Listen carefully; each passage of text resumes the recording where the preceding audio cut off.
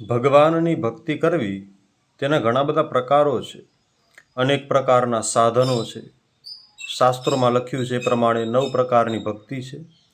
સાધનો પણ ઘણા બધા, એટલે કે મંદિરે દર્શન કરવા જવું, યજ્ઞ કરવું, માળાઓ કરવી, ચાલીસાના, સ્તોત્રના, સ્તુતિના પાઠ કરવા, ભાગવત, રામાયણ જેવા દિવ્ય ગ્રંથો, શાસ્ત્રોનો અભ્યાસ કરવો, સમાજમાં સેવા કરવી, ગાય માતાની પૂજા કરવી, વ્રતો કરવા, આ બધા સાધનો છે.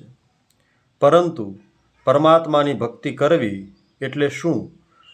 તો અથવા તો તેનો પર્યાયવાચી શબ્દ આપણે કહીએ તો એમ કહી શકાય, પ્રભુનું સ્મરણ કરવું, ભગવાનને યેન કેન પ્રકારેણ યાદ કરવા, બસ તે જ પ્રભુની ભક્તિ છે.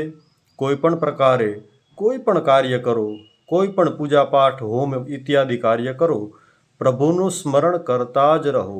પ્રભુનું સ્મરણ કરવું એ ભગવાનની ભક્તિ છે, અને આ ભક્તિ આપણને ભગવાન સુધી લઈ જાય છે. અને ભક્તિ મનુષ્ય માત્રએ કરવી જોઈએ, આવું સૌથી પહેલાં શ્રી વ્યાસજી મહારાજે કહ્યું છે. અને વ્યાસોચ્છિષ્ટમ જગત સર્વ, એટલા માટે તો આપણે બધાએ આ વાક્યનું પાલન પણ કરવું જોઈએ.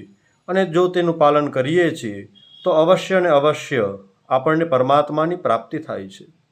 મોટા મોટા અનેક ઋષિમુનિઓ થયા છે, રાજાઓમાં પણ થયા, બ્રાહ્મણોમાં પણ થયા, અનેક જ્ઞાતિઓમાં, દરેક જગ્યાએ જે સનાતનને પોતાના હૃદયસ્થ કરે છે, પોતાના સ્વધર્મનું પાલન કરી અને પછી પ્રભુ ભક્તિમાં લીન થવાની ઈચ્છા રાખે છે, એ બધા વ્યક્તિઓ ઋષિ હોય છે. એ બધા જ વ્યક્તિઓ કોઈને કોઈ પ્રકારે પ્રભુની સેવા કરતો હોય છે.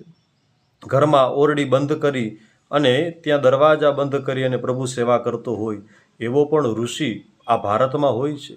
ગુફાઓમાં રહી ભગવાનની સેવા કરે એવો ઋષિ પણ ભારતમાં હોય છે. માતા પિતાની સેવા કરતાં કરતાં નિષ્ઠાપૂર્વક ધન અર્જિત કરે અને પોતાના પરિવારનું પાલન પોષણ કરે, નીતિ ક્યારેય ન ચૂકે, આવો પણ ઋષિ હોઈ શકે છે. માટે આપણો સનાતન ધર્મ, તેની ઋષિ પરંપરા એટલે રાજર્ષિઓ, દેવર્ષિઓ, જેમ કે નારદજી દેવર્ષિ છે, નારદજી જેવા અનેક ઋષિઓ ત્યાં પણ છે, પરંતુ નારદજી સૌથી ઉચ્ચતમ અને સૌથી શ્રેષ્ઠ છે. એટલા માટે તો તેને જ આપણે દેવર્ષિ તરીકે ઓળખીએ છીએ, અન્યને આપણે ઓળખતા નથી. દેવર્ષિઓ ઘણા બધા છે, પરંતુ દેવ ઋષિ તરીકેની પ્રસિદ્ધિ માત્ર શ્રી નારદજીને પ્રાપ્ત છે. તેમની જેમ જ પર્વત કરીને એક ઋષિ છે, તે પણ દેવર્ષિ છે.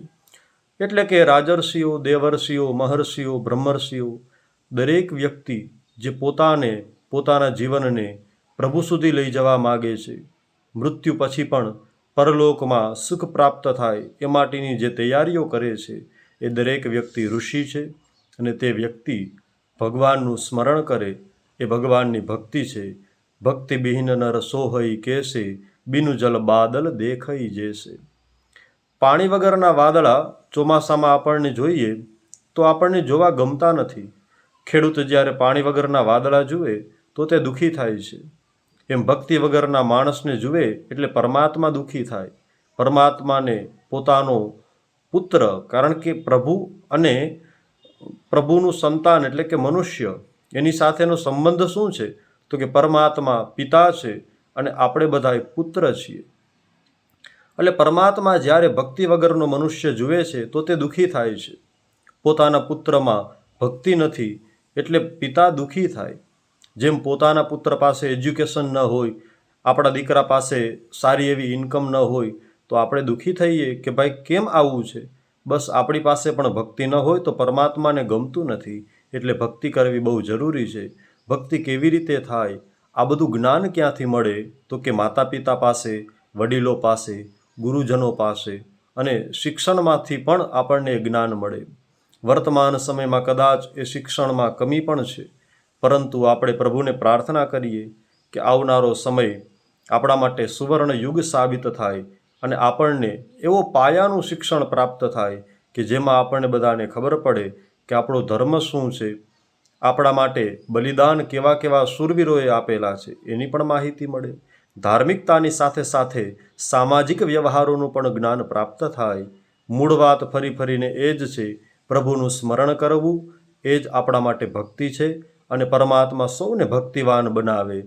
સાચું ધન કયું છે તો કે આપણે ભક્તિવાન થઈએ, આપણી પાસે ધર્મ હોય, એ સૌથી મોટા ધનવાન છે. જય શ્રી કૃષ્ણ.